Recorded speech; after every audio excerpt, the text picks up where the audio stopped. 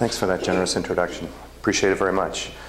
And it's an honor to be here. I think the announcement that you can add urban design to SALA as part of the activities here is very important. I think when you look at the work, you'll find that I'm seamlessly moving from architecture to landscape architecture to nature to urban design, even though I was trained as an architect.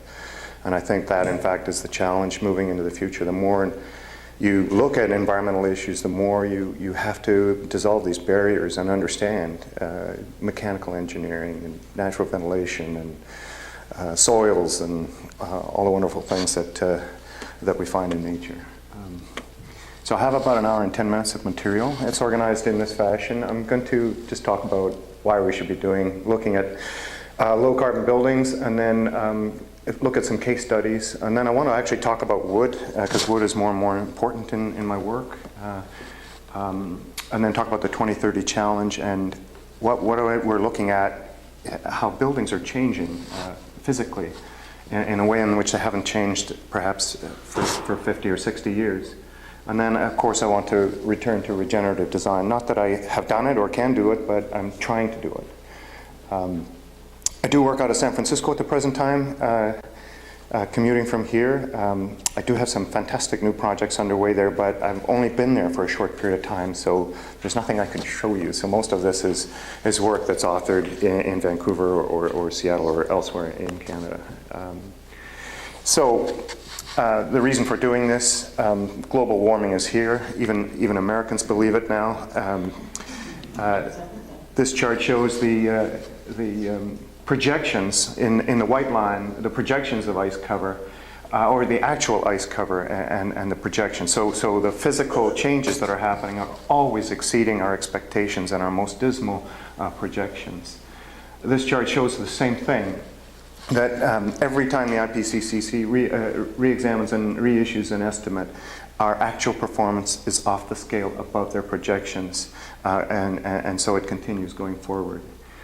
There are many examples of change. Ice is just one. Here's another clear example of physical change that's happening in nature as a result of global warming. Politics has also had negligible impact, in particular in Canada. I'm charting here the Liberal commitment to Kyoto and where they hope to get.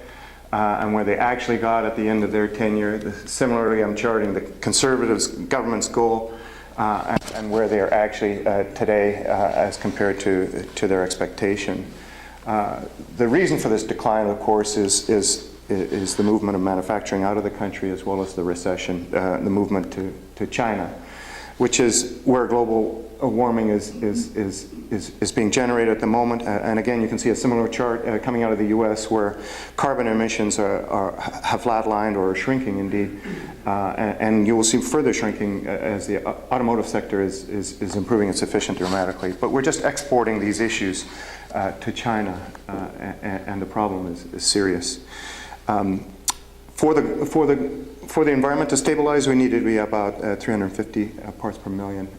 We're at 390, so there are various movements. One's called the movement for 350, but we clearly need to tackle the carbon issue. It's the single most important environmental challenge there is.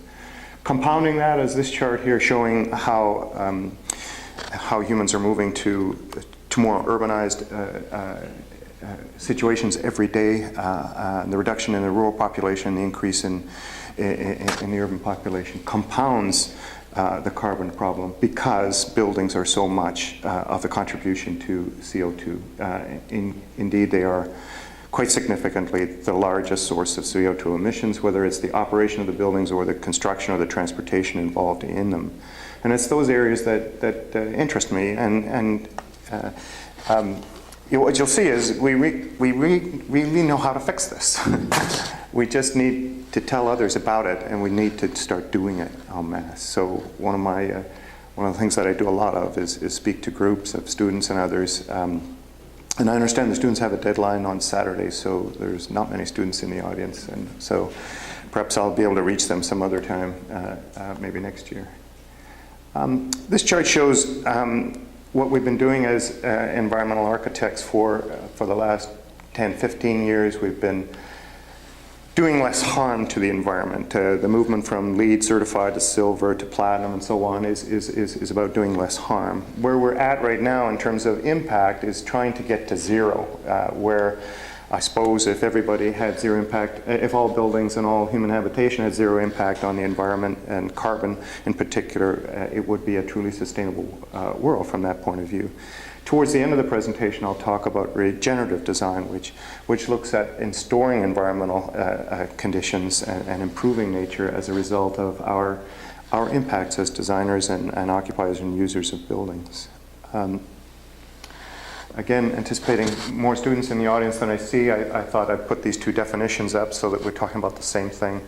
Zero net energy on an annual basis. Operating your building in which you're drawing from the grid at times, but putting back into the grid so that you're zero net. The concept of zero net carbon sometimes overlaps with that, but sometimes doesn't, and you'll see that in the work. So we're looking for energy sources for the energy that we need that do not cause the consumption and production of carbon, putting it into the grid. This is our own track record of buildings over the last 15 years or so, looking at energy consumption, not carbon, measured against ASHRAE 90.1. And you can see gradually we reduce the energy consumption in buildings from a comparative 100% down to 50%, 40%, 30%. And then in more recent projects, reaching the point where we're generating renewable energy on site, offsetting in the case of SERS to reach zero net energy. Most of my work has been done in the British Columbia context, so it's very hard to reach zero net energy on site because we don't have enough photons in this environment. This is one of the things that I've discovered in California, that now I do have enough photons, and it'll be easier to get to zero net energy on the buildings that I'm working on at the present time. I've also recently been romancing a large client in Honolulu, and they got even more photons. I was there last night and came this morning, but right. One of the first projects, which is a community project, urban design, landscape architecture, as well as architecture, where we tackled this issue directly of carbon, was Dockside Green, well known to many of you. So I'll flash through this part pretty quickly. It's a development in downtown on the waterfront in Victoria, covering some 20-odd acres. It's a brownfield. And early in the development of that project, we realized that we could move the focus from buildings to communities, and we would have far more yield in terms of what we were trying to do in terms of addressing carbon and energy systems. So we were gaining control of the infrastructure, taking the money that normally goes into pipes and sewers and those types of things that architects don't have a hold of, and bringing them into the architectural realm in terms of creating a community. And that will never go away again.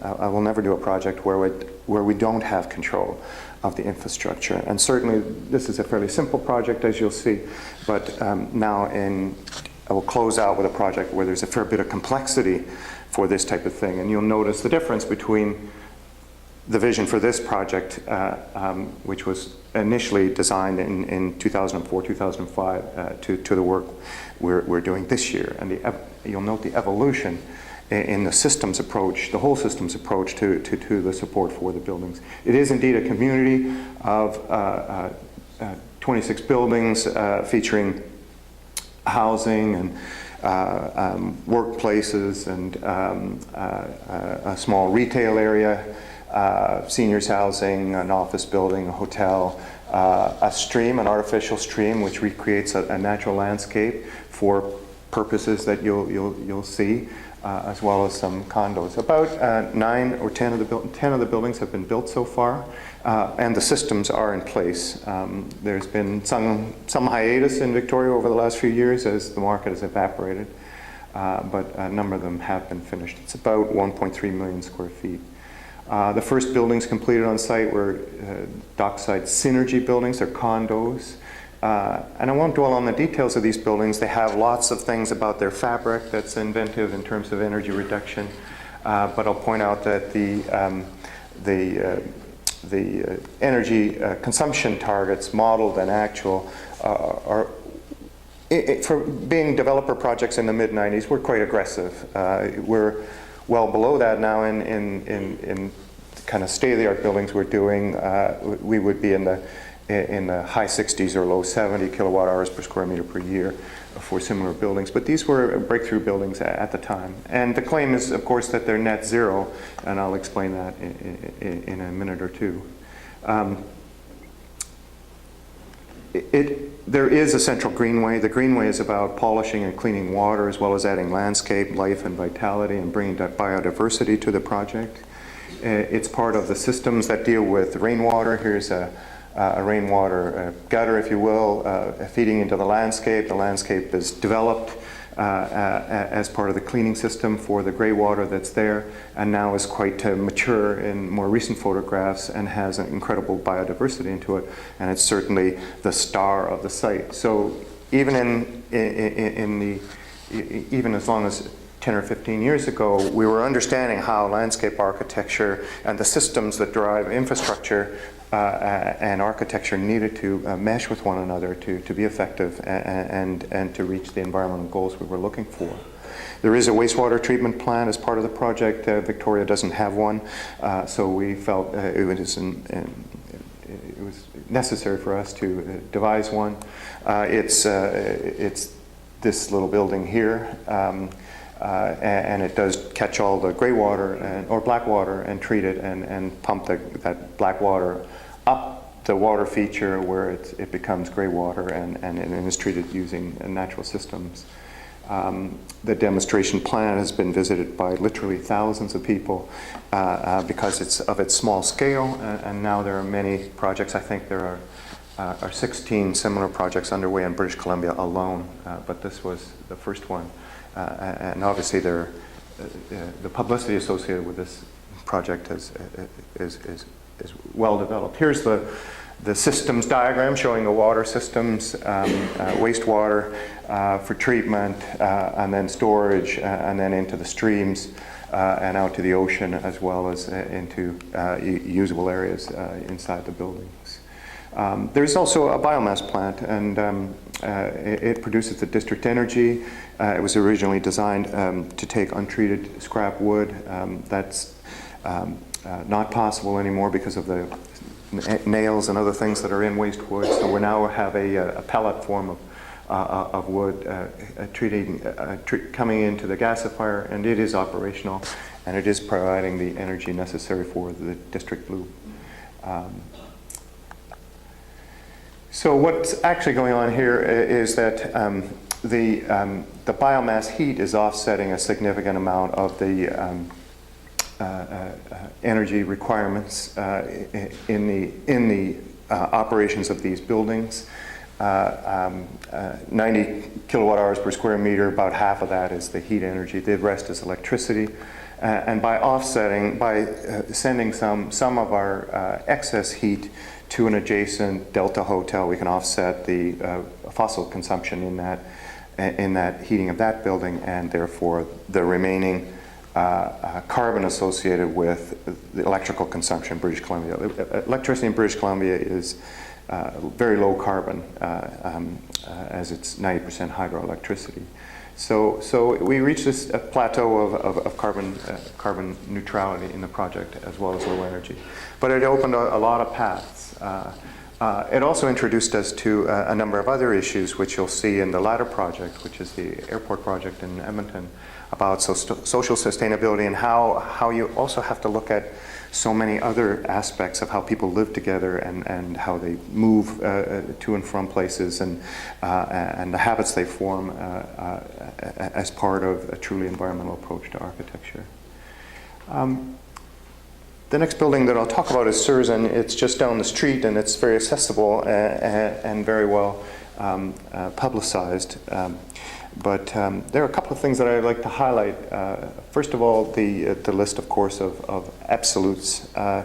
It is perhaps one of the greenest, or if not the greenest, building in North America at the present time, reaching all of these goals in terms of its performance: net zero water, 100% daylit, and employing all of the things that make a deep green building. Fundamental, of course, is the floor shape, the configuration to allow 100% daylighting with the two east-west bars that form the main part of the building. There is a central social space, part of the peer exchange and community of the building, and that's a key element in the natural ventilation systems, and also demonstrates, of course, the significant use of wood in this project.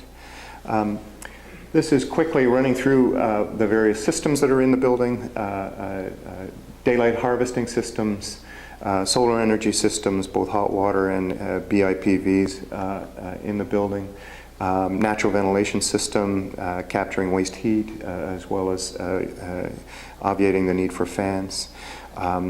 The energy exchange system is both the ground source geo-exchange as well as energy exchange with the adjacent fume hoods in the adjacent building, where we're extracting waste heat from the exhaust stream there and using it for all of the needs for the SERS building, as well as returning excess heat to the adjacent building to offset its fossil consumption.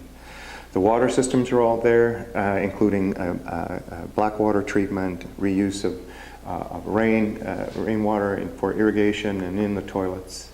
And the structural system is primarily wood. And I've got a little segment devoted to wood, which we will return to. Stormwater, supporting some biomass on the site. It's kind of a zero lot line building, so there's limited biomass, but we did as much as we could on the roof of the lecture hall, as well as the main entry areas where you step over plants that are part of the cleansing system that returns stormwater to nature cleaner than it comes from the air. This is the black water system, which is at the front door. And the landscape, we did as much as we could with the limited space that's there, and now hopefully this spring the living wall will mature to provide the shading that it's a chocolate vine that's deciduous, so it sheds its leaves in the winter, allowing for passive solar gain, and in the summer leaves up to provide the west shading. And you can just see it in this earlier photograph, but this year we should have some abundant vegetation growing on it. And the various features of the building, including, again, the predominant use of wood. And this is the systems design, so the interlinking of all these systems that support the habitation of the building, the water systems, the energy systems, and air systems in the building that give it.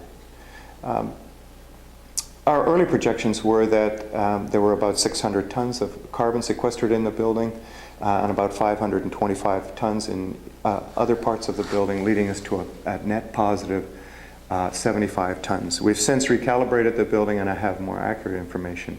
But at the time, we thought it was the first building that we had done or that we knew of in North America where the building was net carbon positive on day one. It certainly is net carbon positive in terms of operations, with the energy that we harvest off the waste building being sent to the waste in the next door building being sent to the adjacent building, reducing the fossil consumption significantly to the tune of 172 tons per year. One of the most interesting facts that's been published very recently about the building, and I'll explore this idea in a couple of other buildings as well, is that the building is changing people and people's behavior. This is a very recently published paper where they're showing that the environmental performance of occupants of the SERS building as compared to occupants of the Student Union building sub, and they chose those deliberately because of the spectrum of youthful students that are using both types of buildings. They're looking at two subjects, and this work is ongoing. One is the environmental sensibility of those people, and certainly occupants and users of the SERS building, as they become aware of environmental issues, rate themselves more knowledgeable in sustainable and environmental issues. But they also put it to the test, but they also prove it. And this shows the habits of discarding waste, people occupying the sub-building and the service building, including the cafe there. This is significantly better performance in the occupants in terms of recycling and causing less waste in the environment. And it may be argued that people taking or coming to that building are environmentalists by nature because of what they're studying and so on, but I love the correlation between a building that has a high degree of environmental performance. And a long time ago, we first discovered this in a building we did at York University in the 90s, where the building's performance actually improved with age because people learned how to use the building and they learned how to behave in the building. And we're looking for that kind of evidence in the work we're doing, certainly. John Robinson, who's a big part of the service building, is almost making a career of finding these types of things and developing papers and research studies and so on that support it. Just as important as the public outreach of the building, there's a very significant body of work about how the building was designed and operates that's ongoing, available on the website in the form of a technical manual, as the building is meant to teach others and change behavior in the designers that are out there too. So one of the themes that I talk about at the moment is the use of wood in buildings. Nature and regenerative design and whole system thinking are some of the themes that I find in my work at the moment. But the impact of wood design for buildings is big right now. It started, of course, with projects 10, 12 years ago, NVIT up in the Nicola Valley, the first vertical wood structure supporting horizontal concrete. A building that was initially completely clad on the outside with wood. Here's the vertical structure supporting in wood, supporting concrete, heavy concrete slabs, thermal mass, exploring different forms in the Brentwood SkyTrain station, the Freedom that laminated. This is our first laminated 2x4 as it was. A diaphragm building, of course, supported by glue lambs, creating this very different look and feel, indigenous material, properly harvested, benign to the environment, and again sequestering carbon in the building. Certainly, a couple of buildings out at Simon Fraser, Arts and Science and Health buildings. More use of wood in combination with concrete to achieve environmental goals. The many train stations that we've done now, indeed the Canada line and now the Evergreen line are predominantly wood and steel buildings. I think as a result of the sensibilities we brought to the design of the two projects we did on the Millennium Line, creating a different look and feel, of course. Another theme in our work in terms of innovation that is facilitated by this is modular construction, prefabrication. Here's a roof unit being swung into place on one of the Canada Line stations, prefabricated with lighting and in this case no sprinklers, but steel and wood and a membrane on the top. Certainly a precursor to the work we did at Van Dusen. Out in Richmond, Samuel Brighouse Elementary School, again another laminated, hand-built, laminated, prefabricated structure. Most of these projects were designed by either Fast and Ep, the engineers, or Equilibrium, two great collaborators that I've had for 30 plus years in the Vancouver environment.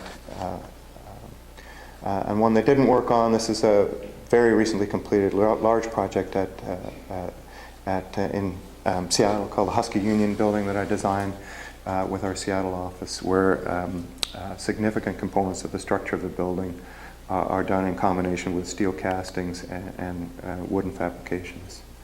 And of course, Van Dusen, much more exploration, and we are going to go through that project, so I'll return to it. But here you can see prefabricated, panelized compound shapes that capture this use of wood. And the fascination, of course, apart from its aesthetic and visual characteristics, the fact that it's local labor, is that it's the only building material grown by the sun, and in its life it sequesters carbon, about 2/3 by weight, which gets us to where we are. Low embodied energy. The primary structure of SIRS is a Verandale truss, two-dimensional Verandale truss, three-dimensional Verandale truss structure with diaphragms, wood diaphragms, and poured concrete over top. Again, a significant development in terms of modular approach, prefabrication, really modeled on the old double T's, the concrete system that many parking garages were made out of, giving flexibility for use internally and providing all the diaphragm necessary horizontally for shear structure for earthquake performance. Code considerations, we got through them, and more the approach will be to use these buildings as examples where we can get around code problems. I'm working on my first wood hospital right now down in California. And then finally, the Earth Sciences building, which is just completed, using an even wider range of wood solutions, including in this image CLT, cross-laminated timber, a new product available from 3 mills in North America, 2 of them in Canada, 1 in BC, 1 in Quebec. Obviously engineering coming from Germany, forming again the diaphragm as well as the major physical characteristics of the building.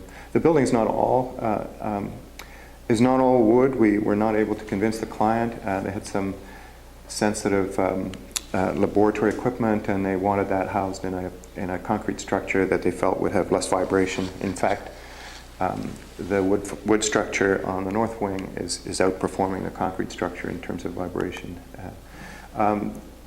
The innovation here, and this comes from, again, another German innovation being brought to North America. This is this concept of using wood in a true composite structure. So the wood is, of course, the bottom chord, and then these plates of perforated metal connect with concrete that's poured on top, and the two act together as a diaphragm. This structure, with a total thickness of 9 inches, failed in testing at 4 times the allowable maximum load. So a very strong composite solution. And you'll see, I believe you'll see a lot more of this used in other types of structures. Certainly, Michael Green is developing a project that's up in Prince George that's using this technology.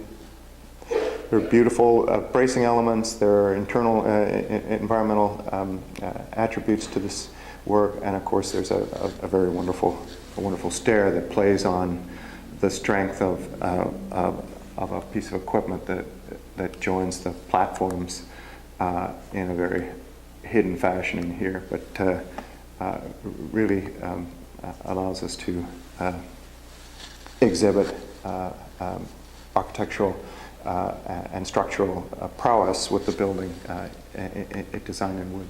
And these are the latest numbers for SIRS. A total of 1,000 tons in SIRS of carbon, offset by 904 in the structure. So a recalculation showing not actually carbon neutral, not quite, almost. And ESB, a much more intense building with, again, a significant amount of carbon offsetting the carbon in the structure of the building. The architects are galvanized around something called the 2030 Challenge, which is Ed Mazaria's challenge to the design community as well as other urbanists and other institutions to reduce carbon to 0 by 2030 in gradual steps.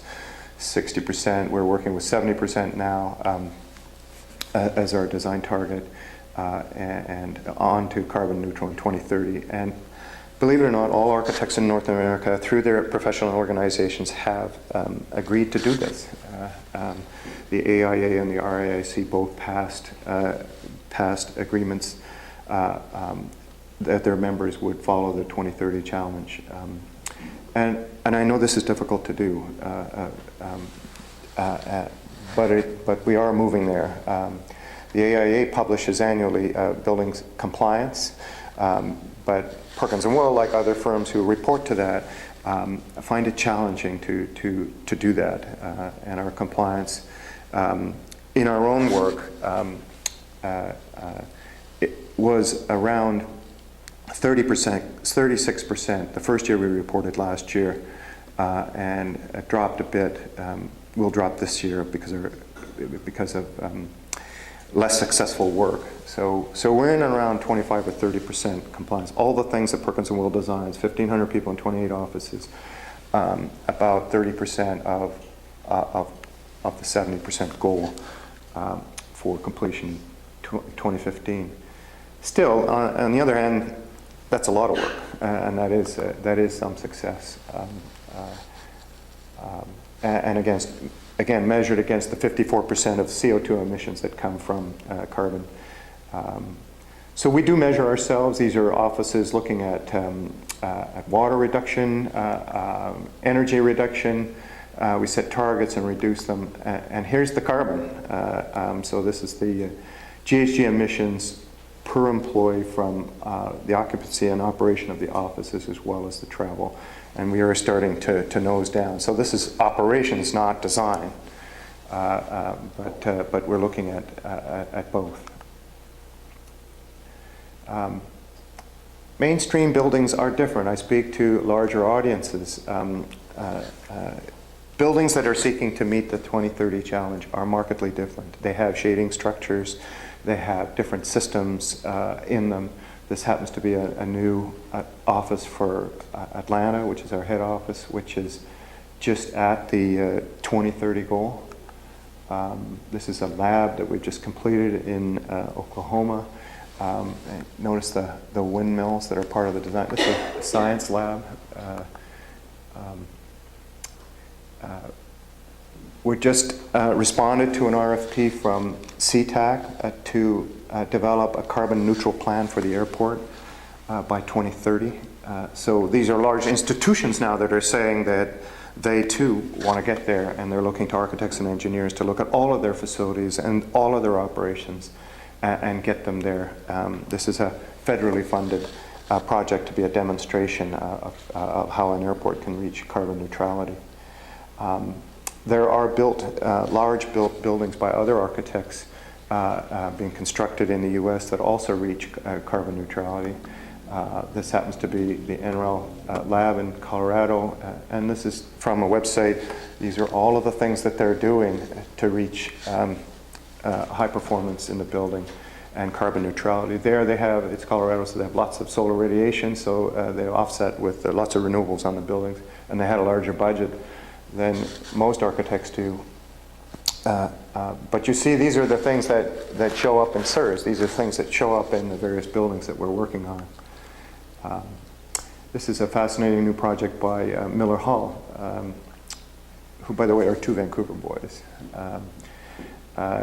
who went down there in the late 70s to start their practice.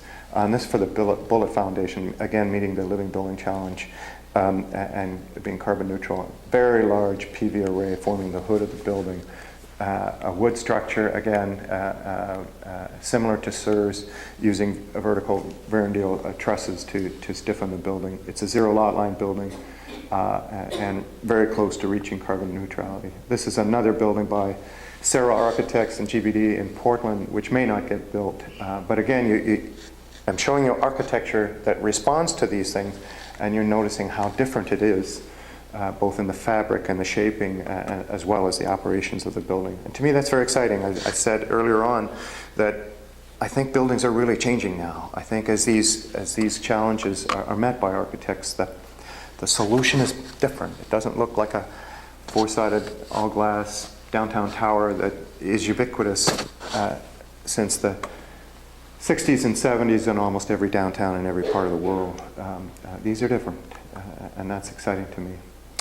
And I'd love to show you some more projects, but what's happened is the industries has come to us. The leading institutions that are private have come to us and said, design us a zero net building, but you're not allowed to show it to anybody. So that's all you get to see. We're working on a couple of very public buildings that will be zero net in Toronto. The first one will be complete later on this year.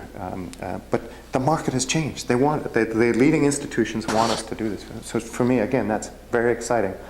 When you think that the stodgiest of Canadian institutions, the 5 big banks, they're competing with each other to do this, and I think that's absolutely fantastic. I'll return to the theater of larger projects with the description of a project that we worked on with Civitas, Group 2, and PFS at Edmonton. It's a very beautiful project. It's the redevelopment of the airport.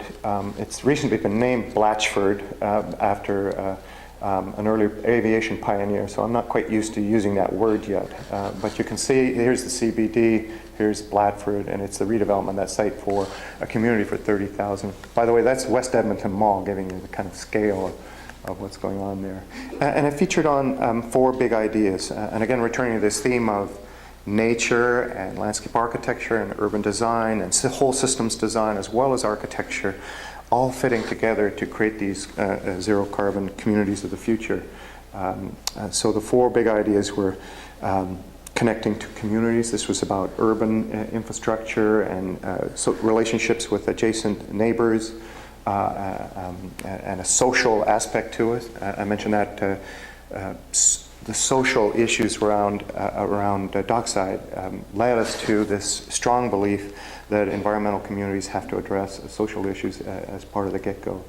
Connecting to nature, of course, woven into all good community work, connecting to economic opportunity and growth, and finally to the history of the site, famous base for the bush pilots that went into the north and developed the north part of it. So it's a development. We've got various neighborhoods, technology and research area developing around NATE, which is an institution, Northern Alberta Institute of Technology, growing. A town center, a lesser dense neighborhood, which we call the agrihood, all in this very large parcel and designed around a park. A significant park, which will be built in the first phase of construction.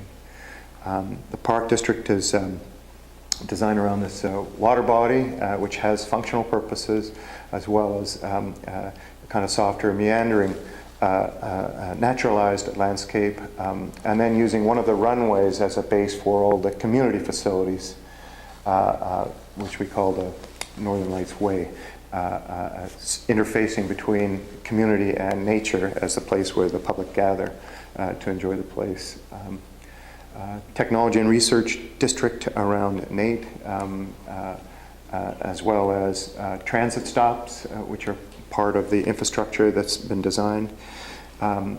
Having agriculture as part of the design of spaces and parks, whether they're plots or more organized areas of urban farming, but the food system becoming part of the design of the urban design and the architecture and landscape architecture. Low and medium density in some of the areas as the market has to mature in Edmonton. At the moment they just have suburbs of stick buildings and single family dwellings, so we've got to teach them to live in a more urban and sustainable way, just like Dockside.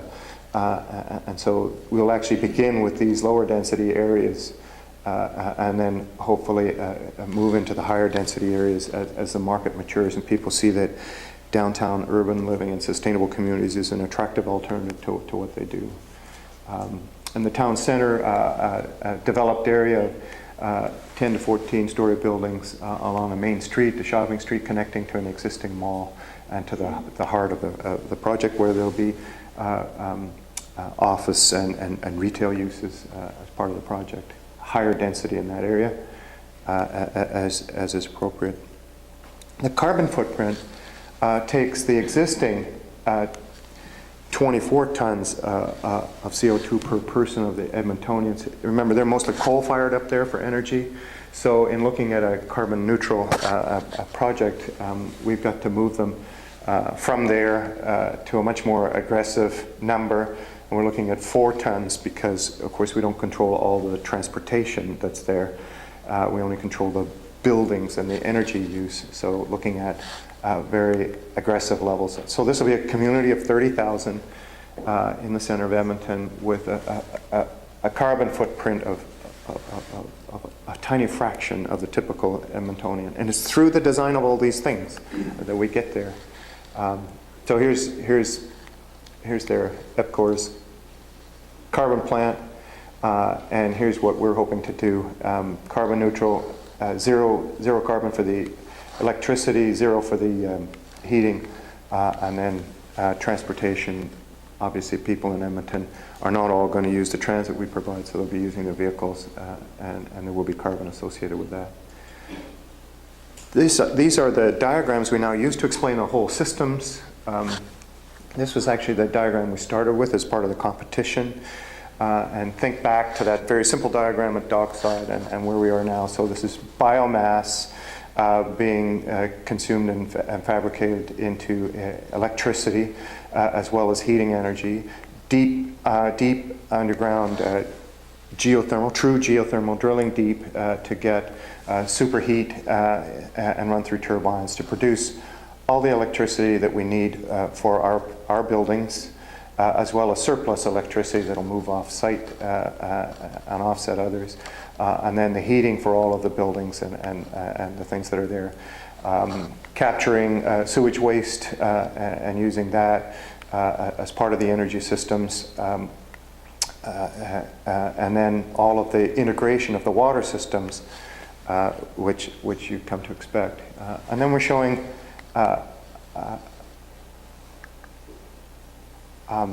in this initial phase, the comparison between 2015 and 2035 about business as usual for this community alone, 30,000, would be the reduction in carbon of about 1.87 million tons over that period of time on this site alone. But in fact, we're exporting a lot of energy into a district energy grid that we hope to bring from the airport down to the main buildings in town, including City Hall and some of the downtown core. And we expect an additional carbon reduction in the city of Edmonton when we're up and running properly, which will get us to 3.2 million tons of carbon that's avoided as a result of this project. But it didn't stop there. Once we started working with the community, we realized that there's lots of other energy sources other than biosolids, which we had thought would be imported from agriculture. You know, the first diagram had just one source of biosolids, which we assumed would be agricultural waste, given the farmers that are nearby. But now we've got waste that's collected by the city being brought to the site and used to power these energy systems. And specifically, there are waste plants that are part of the infrastructure of the city where sludge and biosolids that would otherwise be dispersed or used for other things are now being brought, dried, compacted, and brought to be part of the energy systems of the project. And that's, to me, that's fascinating, that the advent of a new piece of development in the center of a city could change the entire waste footprint of the entire community because we can harvest from it. Edmonton is already the best performing community in North America in terms of harvesting waste harvesting out of their waste stream. They do recycle and capture about 90% of everything that goes out in the garbage. But we'll close the loop on the remainder and turn them to standards that are just met almost nowhere else in the world except maybe Sweden or Denmark. So, and against the context of the oil sands and all that stuff that's going on in Alberta, this is for me this is quite something. We're also using a clever new system, Pneumatic waste collection system that we've seen in Scandinavia, embedded as the infrastructure. So instead of having loading bays and separation in every building, it'll all be brought to using underground pneumatic tubes to a central sorting and collection station to maximize the harvesting potential of the waste. Similarly, gray water pipes embedded in from the get-go. So purple pipes, not that common as in infrastructure at the moment, but they will be part of this project. The educational opportunities here with Nate, all of the training that can go into the operation of the geothermal facilities, the biomass, the solar energy systems, the agricultural systems. These are all of the types of technicians and technically oriented people that Nate teaches. So the education that goes on in the university there now is embedded in the infrastructure. Every one of these plants and every part of these facilities and the operations of them will now be teaching opportunities. And indeed, all those technicians then will go out and do good. They'll install solar systems and operate biomass plants in other parts of Canada. There are many other green aspects to it, and I won't bore you with these, but looking at complex approaches to stormwater capture, even snow collection, reducing pathways for snow, storage of snow, the use of snow melted, sophisticated transit network, bicycle network. 10, 15 years ago, I didn't worry about these kinds of things, and now they're embedded in everything we do. I have, coming off this, of course, I'm now working on projects literally all over the world like this. Brazil, Vietnam, Europe. It's amazing from 2004 in Dockside how this has changed what I do and where I do it. This one's interesting because first of all, it's a grid of streets, and different types of streets that do different things. But I've included this one because the wind comes from the northwest, and none of the streets go through, so they offset one another so that the wind won't kill the people in the wintertime. Land use, job generators, all of these things are now things we worry about in our practices as architects or urbanists or whatever you want to call us now.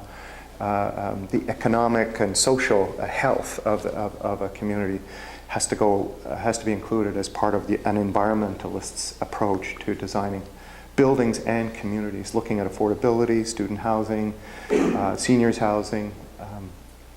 This little piece is on a beautiful landscape done by PFS, and starting initially with an understanding about the terrible winds that blow in the wintertime, and taking all of the excavated spoils from the water and building 100-foot high hills to protect the major public spaces from the wind. Around the Flyway Park, ensuring that most of the people are within 2 minutes walk of a park, and all of the people are within 5 minutes walk of a park. These are the different types of park environments. Of course, we have the main park, but also the landscape for the rills, we call them, for the urban agriculture and the other kind of stormwater, almost daylit streams, although they're artificial in creation. And then stormwater itself has its own layering in the geography, different levels that do different things as one drains into the next in terms of filtration and performance. So becoming a much more sophisticated understanding of what water can do. We worked on a project in Shanghai recently for Disney where there are 5 different levels of water purification. used for different things in that park. Similarly, a complexity to the type of water and the use of water in this project. Public amenities, landscape, return to natural landscapes, the use of water in the landscape to attract, water and landscape to attract biodiversity and right the balance in terms of nature's presence on the site. The juxtaposition of the major public spaces, the northern lights at the edge of the major public and natural spaces that will make this such a desirable place to enjoy. All those little red things are different public elements located around that Northern Lights Way. Here are the rills, these artificial, naturalized streams that collect rainwater and bring them to the park, collect rain and clean. The furrows, these are the farms, the urban farming that are part of course, agriculture in Alberta is about farming. So this is not native to Albertans. It's just in the urban condition they kind of forgot about it. Now we're having them confronted again. 3 areas of market activity on a regular basis, and a good solid connection to the history of the site in the design of the public facilities. So this project is very successful. It's gone through its various zonings, and we do the engineering design of the roadway and systems is underway, and we do expect construction to begin next year. So it's real, which is very exciting. And finally, just a discussion about regenerative design around Van Dusen. And again, I showed you this chart earlier, but the degradation of the environment doing less harm as we move from silver to platinum. Then the introduction of the living building challenge and zero net impact in the buildings that we're trying to do at the present time, reaching a point where if everybody was doing them, I guess we would have a truly sustainable environment. And then looking at in the future, and as much as we can the present time, finding ways to restore and regenerate nature.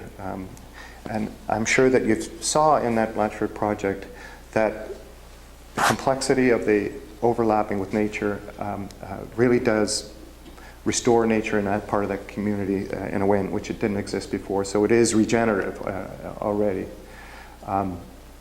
A definition, of course, of this is around the idea that what we do, whether it's the occupancy or the construction of buildings or communities, that we improve the performance of nature as a result of it.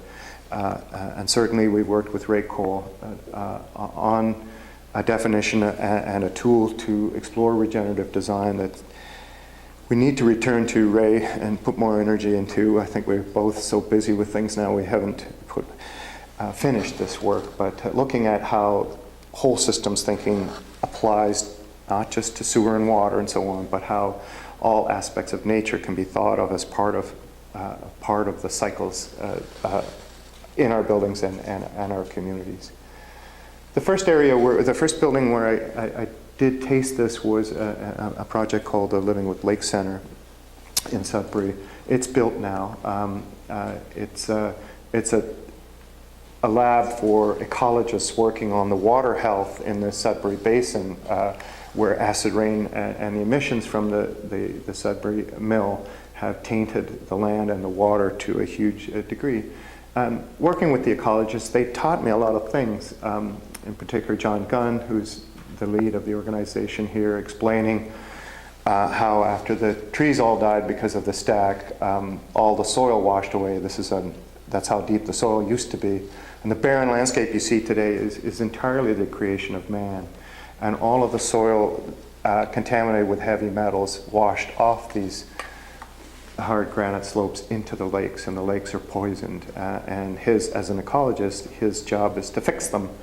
And so we mapped the ecology of Laurentian, and we studied and we talked and we thought, and amongst the various things we did on the building, and I won't show you this building, I'll just show you this particular issue.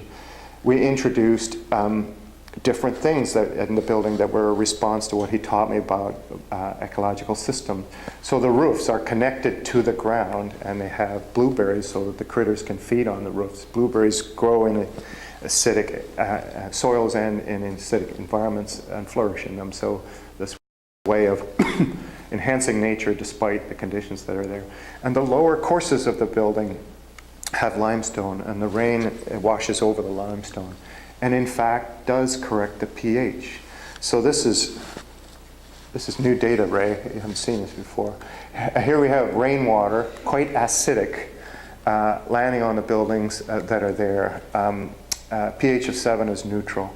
And then through the running over the building at the base of the wall, it's actually quite basic. So it's gone from 5.6 to nearly 8. And then all of the other mixing that goes on the ground, again picking up some acid, it actually ends up in the wetland and goes into the lake in a slightly basic level. And so the building is fixing nature, which is what regenerative design is all about. And I find that very cool. It's a beautiful building, but I'm not going to take you through it. I want to return to regenerative design by talking a little bit about Van Dusen. And my collaborator on there was Cornelia Oberlander, who's in the audience, and I know she's talked to you about this building. A wonderful relationship. And really what we strove to do was put people and nature together in this very beautiful park and have them confront each other and have them work with each other and live with each other. So we were looking at trying to create a building and systems that support the building that actually enhance the nature that's around them, and ensuring that the advent of the building and the increased use of the park had a beneficial effect on nature. And that would then teach people, as it's an interpretive center and an education center, it would teach people about the importance of all of these things by showing and by doing. We studied the systems that operate in nature to begin with, and indeed we had a more aggressive plan at the beginning of the project, which may come to fruition, about restoring the wetlands and the forest and the meadows that are there, and how the building itself could be a part of that.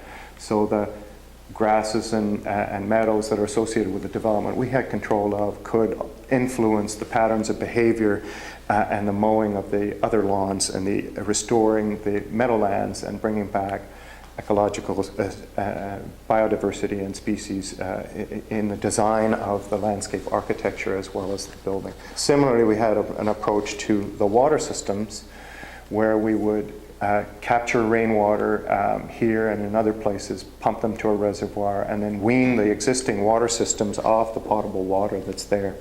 And in that process also improve the wetlands and the ability of nature to clean and refine the water, use whatever water we need, and return that water to the sewage system. One of the successful parts that we did implement was the capturing of sewage water from an adjacent sewer in an adjacent street and run that into the project, and we do harvest water out of that. And we've changed the way water is harvested off the parking areas. So the idea that the building and the project of the building and its occupancy would fix and clean the water, would enhance the biological species on the site and improve them. A very beautiful form that came as a result of a wonderful dialogue between ourselves and Cornelia. It's an interpretive center, it's open, it's visible. I like this drawing because it shows that idea from living with lakes, the idea that you should build a ramp to allow the critters to get up to eat your roof as part of their health was in fact successfully achieved. The walls are rammed earth. Originally we were going to excavate the clay out of one of the ponds and use that, but it proved to be the wrong type of material for rammed earth, so we weren't able to achieve that end. But we did achieve a wonderful building. Prefabricated wood, three-dimensional three-dimensional complexity to it that I won't soon embark upon again due to the complexity of actually getting it built. This heat sink is an idea, again, an idea with embedded intelligence in it that originally proposed for a building at York University, but it didn't get built. And that's the idea that you could have a solar chimney that responds to the altitude and azimuth of the sun, and depending on where the sun was landing on light-colored paint or dark-colored paint, the temperature of this would change and it would encourage more ventilation. It's solid aluminum, so it gets hot. So the higher the sun in the summer, the more ventilation would flow through it. And indeed, this isn't even symmetrical. There's less ventilation in the morning than there is in the afternoon, and you can subtly see that where the sun shines in the afternoon is shaped with a bigger lobe of darker paint to do this. And it's become a beautiful element in the space. This is a photograph taken when the roof was installed, and I've got another contrasting photograph coming out of it showing what actually happens over time. So there's limited biodiversity and limited nature there, but a year later, of course, it was very abundant, and I'll close with that photograph. But first, the systems. So here we are with the rainwater systems and the energy systems. Here's the sanitary sewer, the overflow. All of these things are there and working in a demonstration mode. Energy reduction is part of the design, and then carbon reduced as a result of offsetting carbon consumption in an adjacent building with the supply of solar hot water from our building, getting us to carbon neutrality in operation or better than. The regenerative aspects of the project are still early. They need study to see how many species came back and see how well the nutrients from the sewage treatment, the water from the human use on site, the food waste collection, the development of gardens and herb gardens and so on to support the restaurants that's there, the demonstration gardens that Cornelia lobbied so hard for that would teach other people in the community to go out and learn from this building and change their behavior. But this is our favorite photograph at the moment, so this is 1 year later. These are nodding onions. They're about 2.5 feet thick on the roof, and there is a great deal of biodiversity and abundance of ecological systems surviving as a result of the design of this building in this view alone, let alone the other things we're doing. So we hope to explore these ideas in our future projects and have them develop more along this theme of people and nature living in harmony. Thank you very much.